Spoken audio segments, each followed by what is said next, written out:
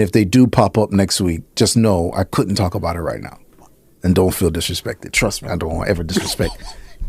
We'll leave it at that, Walsh. Muscle, we can't leave without talking about sound system culture. No, I don't. What kind of show it is? What kind of show it is?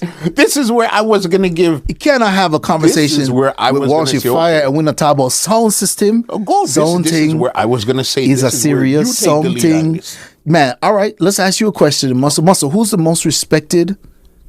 Who, in your opinion, is the most respected sound man?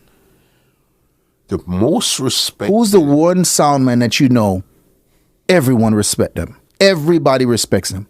Father Paul Stonelove. No, he definitely got beef with a lot of people. No, but beef. Remember, yes. I said him, like, when all the sound and when him said him no want to juggle with, they had fans, and their fans don't for a long period of time. I'm gonna tell you who, man. I'm gonna tell you who. I want to hear this. Kirky-C. Kirky-C is the most respected sound man in the business. You probably could say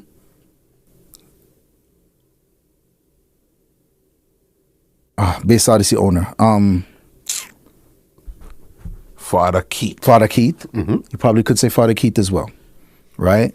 But Father Keith and the Bass Odyssey 1 and Bass Odyssey 2, they had a beef, right? So it's like there's going to be an era there where people are going to say them no respect Father Keith, all right? So I'm saying to you, I look at Kirky-C and I can't find a moment where anybody was like, yo, Kirky-C, I don't like him and I don't agree with what he just did or nothing like that. I have one even better for you then. You see somebody like Kirky-C then, since you're framing it that way, I don't think he really gets the respect and that's admiration that he deserves at that and level. that's why he actually gets the respect. Because he's not looking for it. He's genuinely doing everything he does as a man from his chest. He's not trying to gain any clout or any recognition or any respect from anybody. What he does just garners it. It just gets respect. Yeah. And we can go through the list of things, man. Look how much people have, look how much amazing people Poison Art has produced. Super Dupes and Bobby Chin.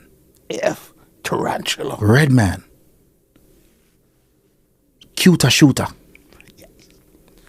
Then let's talk about adversity. He lost 2 selectors in one night to violence. One shot. One night. He took care of Squingy when nobody else was. He had great selectors like Materan and a few others play his sound for very previous time. Man, you can't tell me. Name another person. Yeah. Name another person. Let's just start with the first part. Name another person that has produced so much insanely great talent. How much other people have been a part of that sound, and when they left, they went out into the world and became the greatest thing in the world. Of course, King Addies Matson, right? Where they were. Transcended to a completely different level. I mean, come on, this is a moment that needs to be discussed. And if I know Kirky-C, he probably don't even want us talking about this because him just do him thing.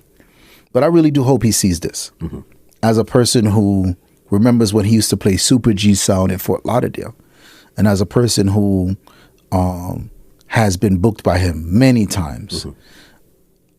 I have never, ever, ever, ever, ever, ever had even the slightest person whisper something bad about him. That guy is a genuinely great guy. And I think he's the most respected person in sound system. I think you might have a point. And again, it's because he's almost like the unlikely pick. That's why he is the pick. And so for everyone out there, like I said, I think another good candidate would be like Father Keith, right? But not everyone has had a chance to work with him, and I think that maybe he's a great second choice, or there's going to be somebody else is going to argue this point. And I'm glad that you guys can argue this. This is a positive argument. Yeah. Who's the most respected unanimously? And anybody from anywhere in the world, them I go say, yo, I don't have nothing bad. I love Kirky-C. Kirky-C are the boss. Kirky-C are the general. Yo, I respect him.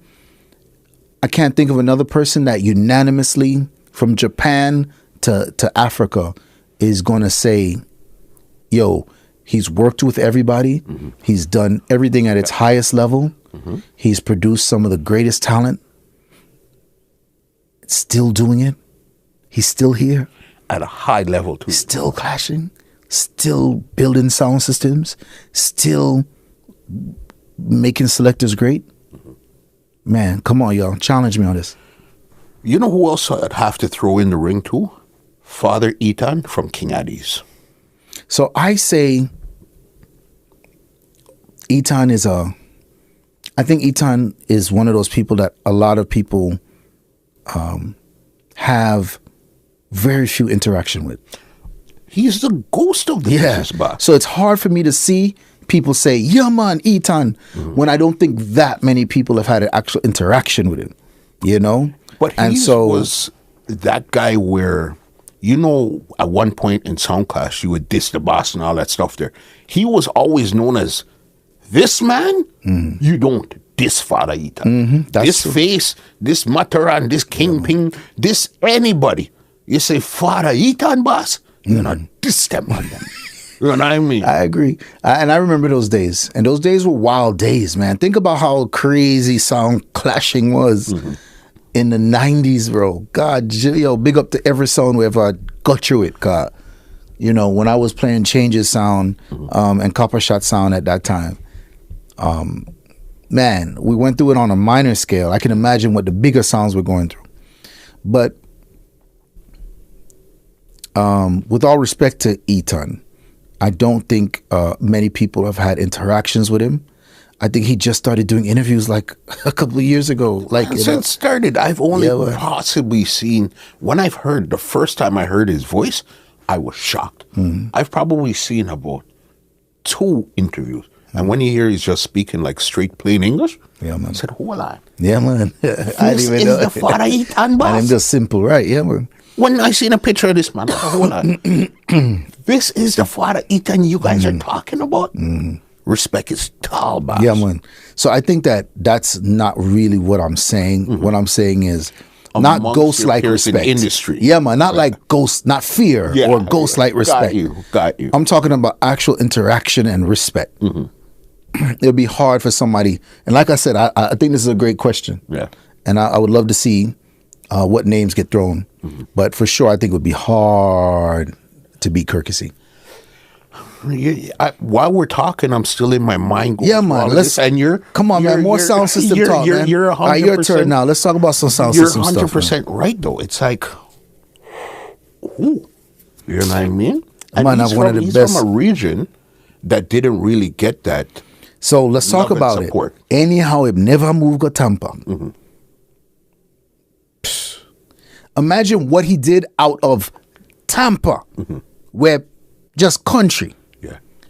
If he had stayed in the South Florida area, oh man, I can only imagine, one, how massive the sound would have been, and how many selectors would have played that sound and been huge. So many, trust me, bro, everybody would have wanted to play that sound if they could locally have that sound to play. Everyone would have wanted to play that sound. Yeah.